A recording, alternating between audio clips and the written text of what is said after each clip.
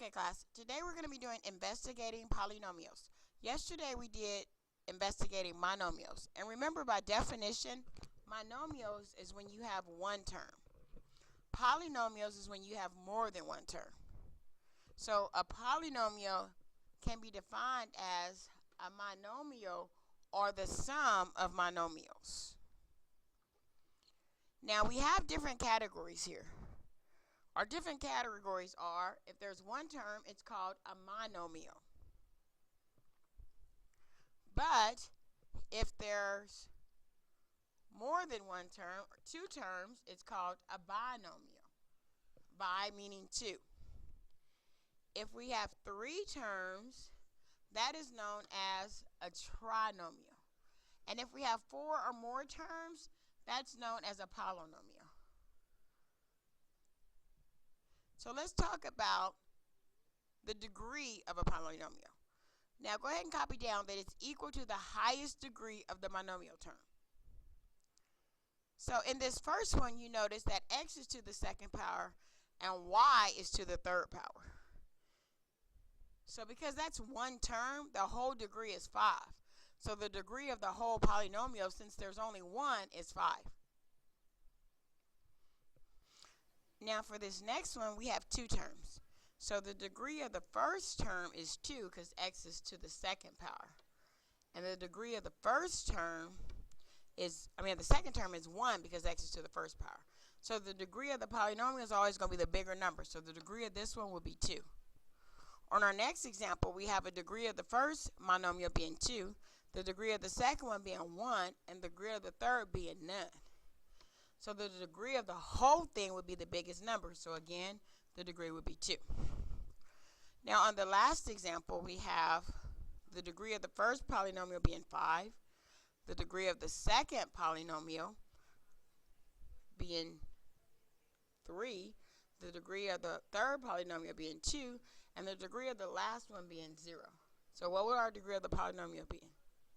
That's correct, 5, because it's the bigger number. Now we're going to look at simplifying polynomials with addition, subtraction, and multiplication. Now remember, when we want to simplify these, you have to clear the grouping system, the symbols, using properties like distributive, commutative, or associative. So let's look at this first sample problem. Well, I know that because I have that 2, that I'm going to have to distribute the 2.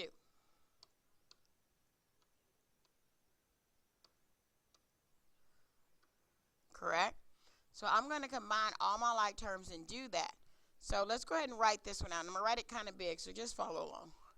So I know here that I'm going to have my negative 4x squared minus 3xy plus 5y squared. But then I'm going to go on and distribute. So then I'm going to have, and then I get 6x squared minus 6xy minus 10y squared. Well, now I just simply got to combine my like terms.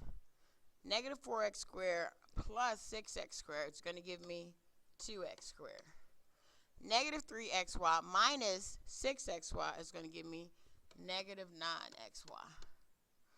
And then I have 5y squared minus 10y squared, and that's going to give me a negative 5y squared. So that would be my final term.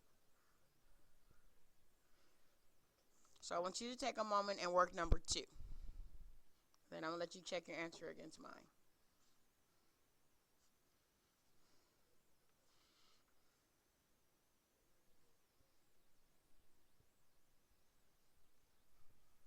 Pause it if you need more time. What you should have gotten is 4x squared plus x times y minus 5y squared. Now let's go to the sample problems. So make sure you pay attention to the instructions. Perform the indicated polynomial operations, simplify your answers, and classify your answers by the degree and the number of terms. So the first thing I'm going to look at is distributing this.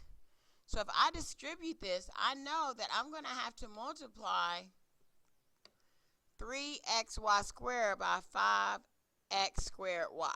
So if I do this, I'm going to get 15, how many x's is that? 3. Let me try writing that again.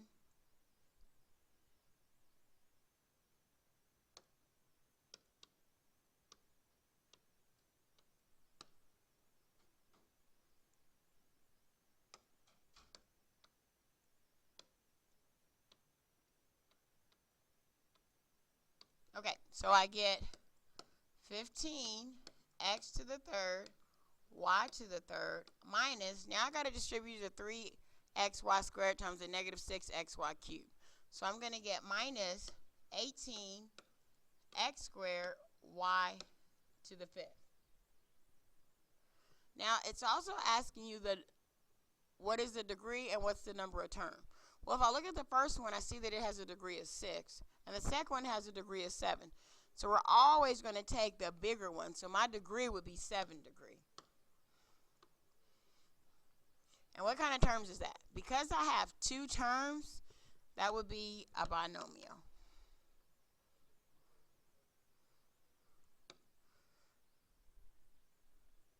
Let's look at number 4.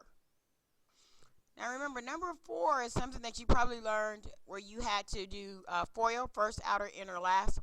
But I want you to think of it as distributing. I'm going to have to distribute my x times my x minus 3 and distribute my 8 times x minus 3.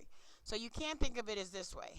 X times x minus 3 and positive 8 times x minus 3.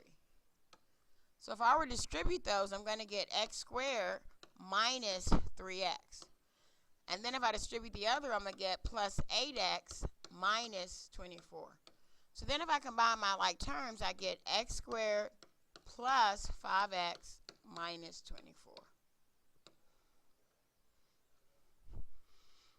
Okay, I'm going to stop there. I want you to work 5 and 6 and go ahead and try number 7, and then we'll work 8 together in class. Have a good night.